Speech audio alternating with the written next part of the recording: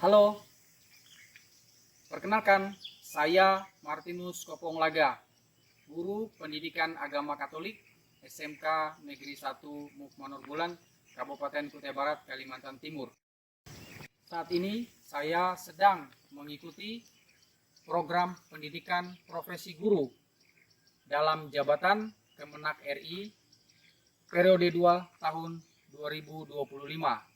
Saya adalah mahasiswa PPG pada pendidikan tinggi, yaitu Sekolah Tinggi Pastoral Kateketik Santo Fransiskus Asisi Semarang. Saya saat ini akan mempresentasikan dan membawakan video pembelajaran saya. Identitas saya, PEK ID saya yaitu 910079134657 dengan nomor induk mahasiswa STPK Santo Fransiskus Asisi Semarang yaitu 25104345. Terima kasih. Selamat pagi anak-anak. Pagi. Apa kabar hari ini? Baik. Semuanya sehat ya? Sehat. Oke, baik teman-teman. Selamat bertemu kembali. Pada hari ini kita akan melanjutkan pembelajaran kita pendidikan agama Katolik dan budi pekerti. Terima kasih atas kehadiran anak-anak semua, teman-teman semua untuk dapat mengikuti pembelajaran kita pada hari ini. Baik, teman-teman semua, pada kesempatan hari ini Bapak ingin menanyakan dulu, semuanya hadir teman-teman?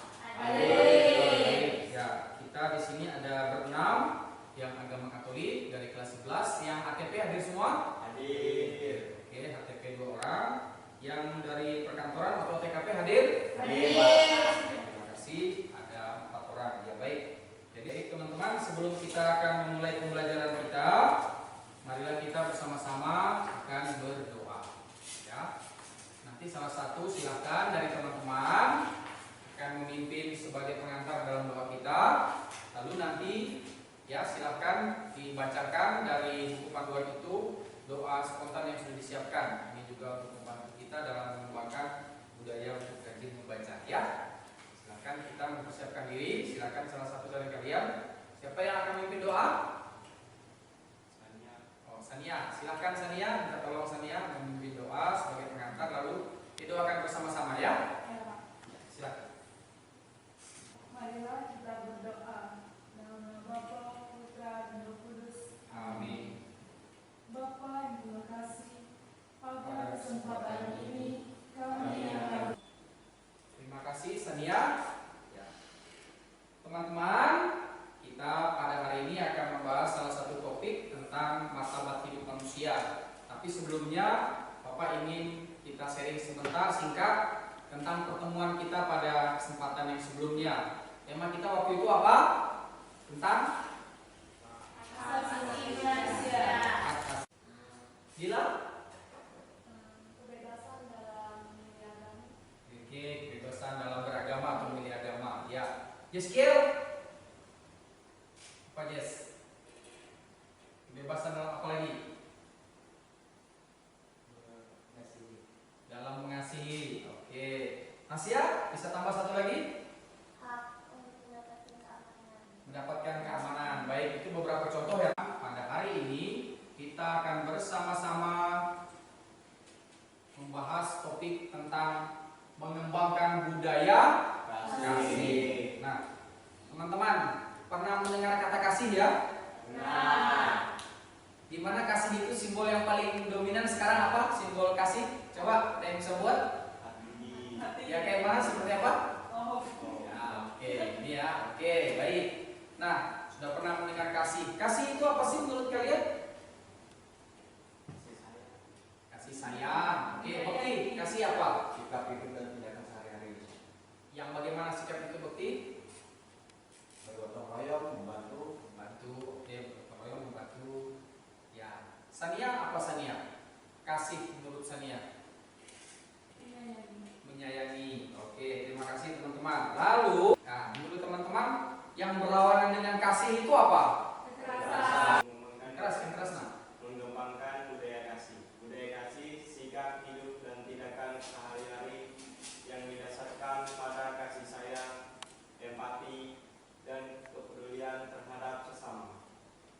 Ini merupakan suatu pola perilaku yang menempatkan kasih sebagai nilai utama dalam berinteraksi dengan orang lain, lingkungan, bahkan dalam mengambil.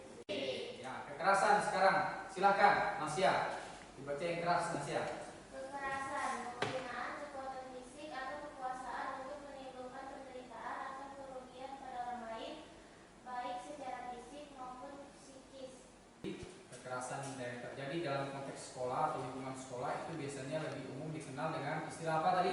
Bullying. Apa? Bullying itu bahasa Indonesianya apa? Oke, bullying. Baik, teman-teman, kita saksikan bersama-sama beberapa video berikut ini yang terkait dengan pengalaman kekerasan atau konflik ya yang terjadi di bangsa kita Indonesia kita cinta ini beberapa waktu yang lalu. Ya. Halo semuanya.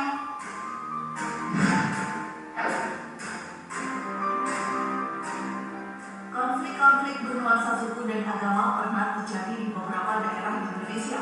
Padahal kita tahu bahwa bangsa Indonesia memiliki banyak keberagaman, baik itu agama, suku bangsa, ras, bahasa, tradisi, dan sebagainya. Namun sebelum kita lanjut, perlu kalian ketahui jika video ini bukan bermaksud untuk merugikan pihak manapun. Video ini murni bertujuan untuk mengenal sejarah tentang konflik antar etnis yang pernah terjadi di Indonesia. Dan semoga kejadian-kejadian ini tidak akan terulang lagi di Indonesia.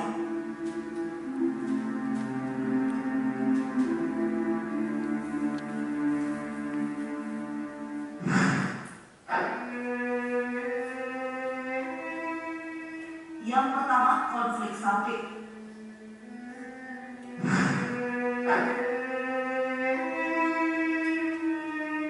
Konflik Sampit terjadi di Kota Sampit, Kalimantan Tengah pada awal Februari 2001. Konflik ini terjadi antara suku Dayak asli dan warga migran Madura, dipicu oleh permasalahan ekonomi. Saat itu para transfer. Konflik ini mulai mereda setelah pemerintah meningkatkan keamanan, mengevakuasi warga, dan menangkap provokator. Kemudian untuk memperingati akhir konflik tersebut dibuatlah perjanjian damai antara suku Dayak dan Madura. Selain itu, untuk memperingati perjanjian damai tersebut dibentuk juga sebuah tugu perdamaian di Sampit.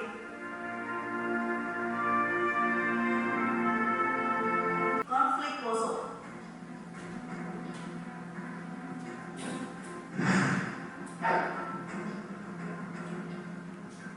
Konflik Poso adalah sebutan untuk serangkaian kerusuhan yang terjadi di Kabupaten Poso, Sulawesi Tengah. Konflik ini terjadi sejak 25 Desember 1998 hingga 20 Desember 2001. Peristiwa konflik Poso dimulai dari sebuah bentrokan kecil antar kelompok pemuda sebelum akhirnya.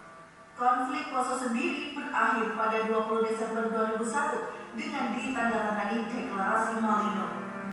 Konflik Ambon.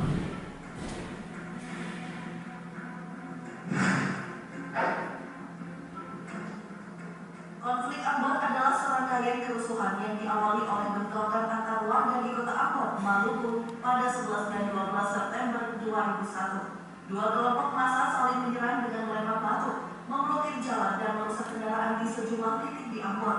Akibatnya terdapat 7 orang tewas, lebih dari 65 orang luka-luka, dan ribuan orang harus mengungsi. Menurut pernyataan kepolisian pada 11 September 2011, kerusuhan. Baik semuanya, itulah tadi beberapa konflik antar etnis yang pernah terjadi di Indonesia. Semoga saja kejadian-kejadian tersebut menjadi pelajaran buat kita semua dan semoga tidak akan terulang lagi. Teman-teman, sudah menyaksikan dengan seksama? Sudah. Bagaimana perasaan teman-teman menyaksikan tadi? Gimana? Bukti perasaanmu bagaimana? Kasihan. Apakah ada emosi yang muncul? Tidak. Oke, baik. Jeskiel, bagaimana perasaanmu teman? Kasihan. Kacau. Kasihan karena Kacau. kacau. Oke, kasihan karena kacau. Ya. Asia, bagaimana perasaanmu secara umum dari menyaksikan video tadi? Sedih. Sedih. Ya. Silakan tadi seperti yang sudah kita sepakati, kelompok sudah diterima ya lembar kerjanya ya. Ya, ini tadi kelompok apa namanya? Kelompok apa ini? Kelompok Santa Katarina. Yang di sana ini kelompok apa? Santa Ursula. Santa Ursula. Oke. kelompok apa? Santo Petrus. Oke, teman-teman silahkan mendiskusikan Bapak.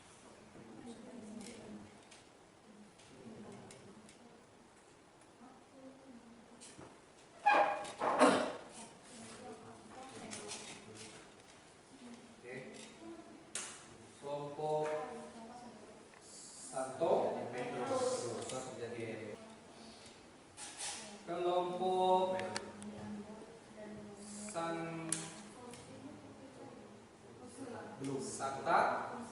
Santa Ursula ini membahas apa ini? Poso. Oke. Ya.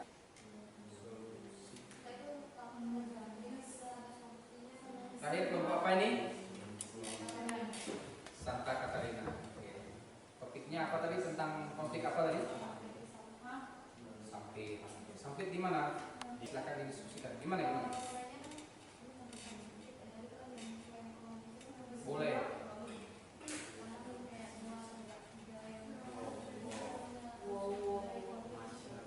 Dilihat di sana ya. Oke, bagus. Diskusikan ya. Oke. Lancar ya. Baik. Sekarang kita mempersiapkan diri untuk bersama-sama mendiskusikan dalam presentasi. Tapi sebelumnya kita bersama-sama akan melakukan ice breaking dulu. Apa ice breaking? Nyanyi. Oke.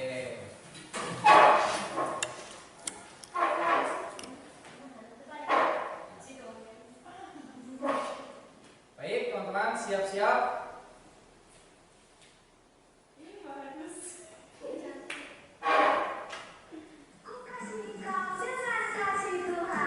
Oke. Jadi kita harus melawan apa? Kekerasan dan Ya. konflik. Yang harus dibangun apa? Siap, bersama-sama kita. Oke, action. Gerak lagi ke depan ya.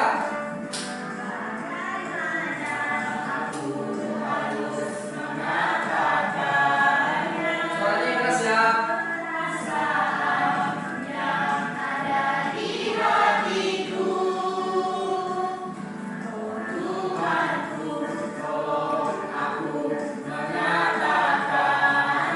Ayo, Rizkiel. Tinggal dengan kasih Tuhan. Ayo, semangat. Ku kasih kau dengan kasih Tuhan. Ku kasih kau dengan kasih Tuhan. Ayo, kepikirannya. Ku lihat di wajahmu kemuliaan Raja. Ku kasih kau dengan kasih Tuhan. Kita lanjut ke kelompok berikutnya ya. Terima kasih Santo Petrus. Sekali lagi tepuk tangan untuk Santo Petrus. Oke, teman-teman, terima kasih. Tadi sudah tampil kelompok Santo Petrus. Kita beri satu kesempatan lagi ya untuk kelompok yang berikutnya. Kelompok apa ini? Santa Catarina ya. Silakan Santa Catarina tampil dan mempresentasikan. Silakan. Di sini kita akan membahas tentang konflik antar etnis di kota Sampit. Yang pertama, buat atau apa? Terjadinya konflik antar etnis yang terjadi di kota Sampit pada 18 Februari di Provinsi Kalimantan Tengah. Karena faktor ekonomi, bahkan adanya juga tindakan kekerasan yang dilakukan suku Madura yang membuat suku Dayak luka. Dan bahkan adanya pembunuhan beberapa orang Dayak. Baik, selanjutnya yaitu adalah Wen atau Papan.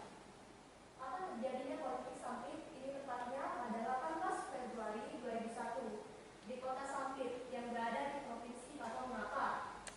Mengapa terjadinya konflik ini? Karena adanya persaingan ekonomi yang dimana memperebutkan sumber daya, lahan, dan pekerjaan. Adapun kesenjangan antar budaya dan etnis antar kedua kelompok tersebut. Selanjutnya yaitu adalah how atau bagaimana. Konflik ini terjadi karena adanya perbedaan etnis dan persaingan ekonomi antara Madura dan Dayak yang membuat suku Dayak merasa tersaingi dan adanya kekerasan yang terjadi karena adanya provokasi dari berbagai pihak, baik yang sengaja maupun tidak, yang memperkeruh suasana dan memicu kekerasan. Selanjutnya ada solusi.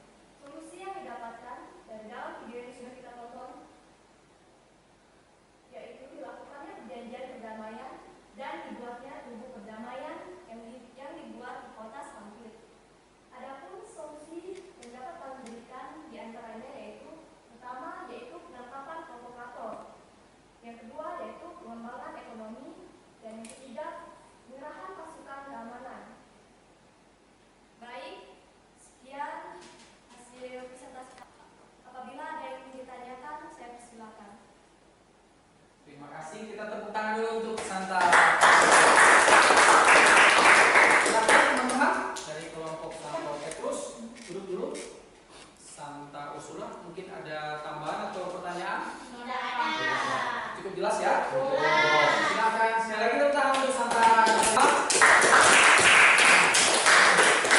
Teman-teman, kita bersama-sama akan mencoba melihat dari hasil pembicaraan teman-teman tadi beberapa hal yang terkait dengan kekerasan-kekerasan yang terjadi di Indonesia yang sudah kita lihat tadi. Nah, teman-teman, kita akan mengembangkan atau belajar di sini untuk mengembangkan budaya kasih. Perlawanan dari budaya kasih itu adalah apa? Kekerasan.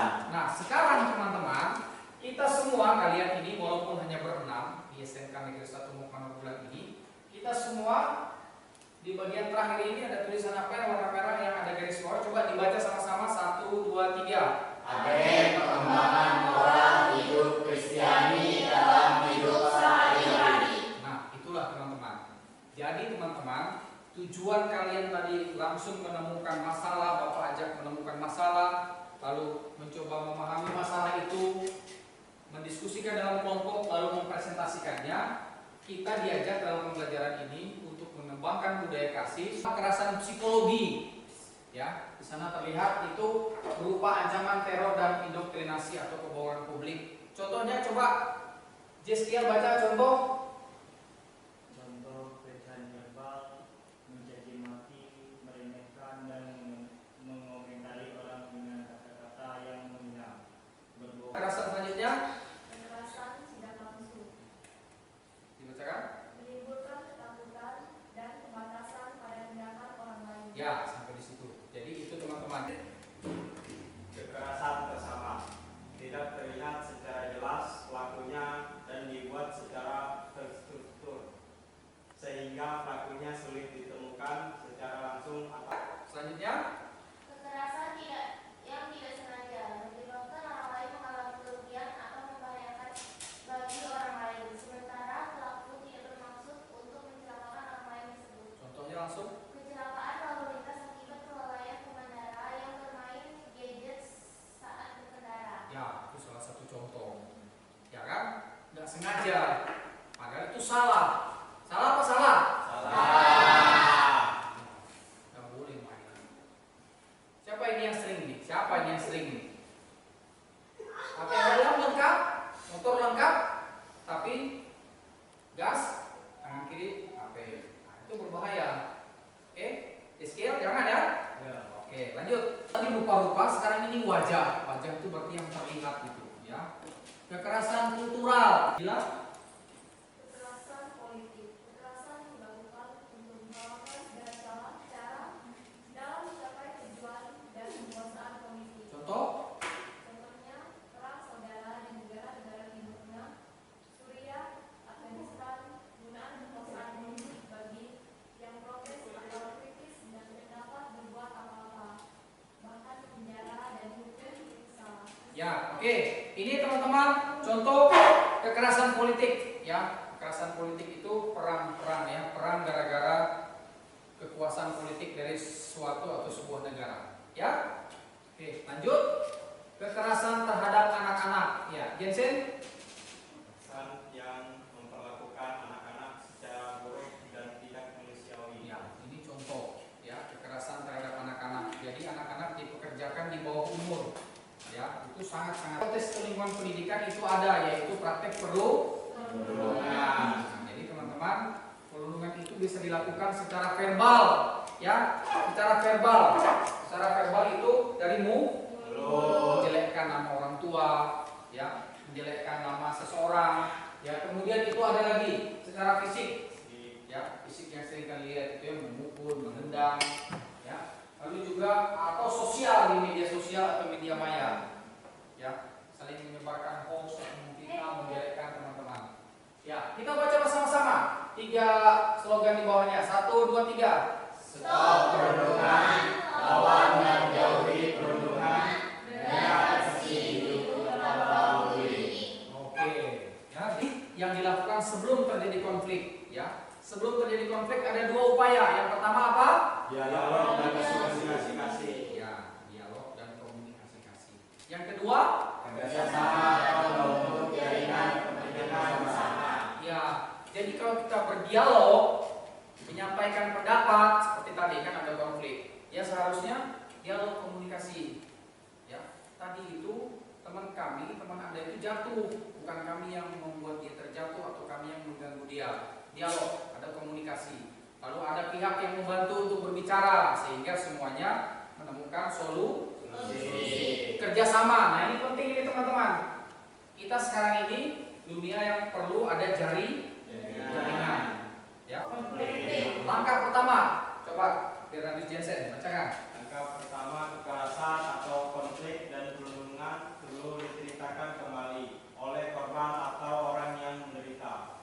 Jadi orang yang menderita atau korban itu perlu mendapatkan tempat untuk bisa curhat atau ceritakan kembali. Langkah yang kedua, coba di scale. Langkah kedua, pelaku mengakui kesalahan Dan segera meminta maaf serta penyesalan yang mendalam pada korban. ya, harus yang melakukan itu minta maaf dan menyesal, betul. Jangan minta maaf tapi masih ada balas dan Tidak. ya, tidak boleh. Lanjut. Langkah ketiga, Dokter. Sikap dan tindakan pengampunan oleh korban pada pelaku. Nah, ini teman-teman, ini sudah ada dua pihak yang bertemu. Ada korban, ada pelaku. Dan itu harus ada pengampunan. Pengampunan dari siapa? Dari korban. Begitu teman-teman. Korbanlah yang kita beri ruang untuk membuka diri. Membangun yang terakhir apa? Rekonsiliasi. Ya, jadi ingat kata kuncinya ya. Langkah pertama, kedua, ketiga, keempat. Ya, langkah keempat ini puncaknya. Jadi membangun rekonsiliasi. Dalam rekonsiliasi. Baik, terima kasih teman-teman. Kalian sudah menemukan banyak solusi, banyak jalan keluar dari diskusi kita, dari masalah yang sudah kita lihat tadi bersama-sama. Sekarang teman-teman, kita bersama-sama akan mencoba, nanti teman-teman silahkan menjawab ya. Ini antara ya dan tidak saja jawabnya. Ya, Bapak akan menyampaikan 1-2 pertanyaan singkat kepada kalian untuk mengakhiri perjumpaan atau pertemuan kita sekaligus presentasi tadi. Apakah kalian merasa bahwa melakukan tindakan kasih itu penting? Penting. Terima kasih. Sekarang, apakah kalau kita mengasihi orang lain itu memerlukan pengorbanan? Perlu. Kalian siap berkorban? Siap. Oke. Contoh kalau kalian berkorban untuk memberi kasih kepada orang lain apa? Ya, apa yang kalian korbankan? Menyumbang. Ya, Tenaga. waktu, yang disumbang makanan ya. Oke, seperti itu ya, atau uang. Ya, itu memang harus perlu pengorbanan. Berarti kalian setuju ya? Setuju. Apakah kekerasan itu biasa saja kalau terjadi di sekolah atau di rumah? Tidak. Boleh, jangan menganggap itu biasa ya. Karena itu berarti benih-benih kekerasan bisa muncul. Kalau tidak, berarti kita membangun budaya Kasih. ya. Itu bisa membuat suasana menjadi damai dan penuh persaudaraan. Oke, baik teman-teman. Sekarang kita bersama-sama sudah menemukan poin-poin yang penting dalam pembelajaran kita. Kita akhiri perjumpaan kita. Teman-teman ada pertanyaan? Ya.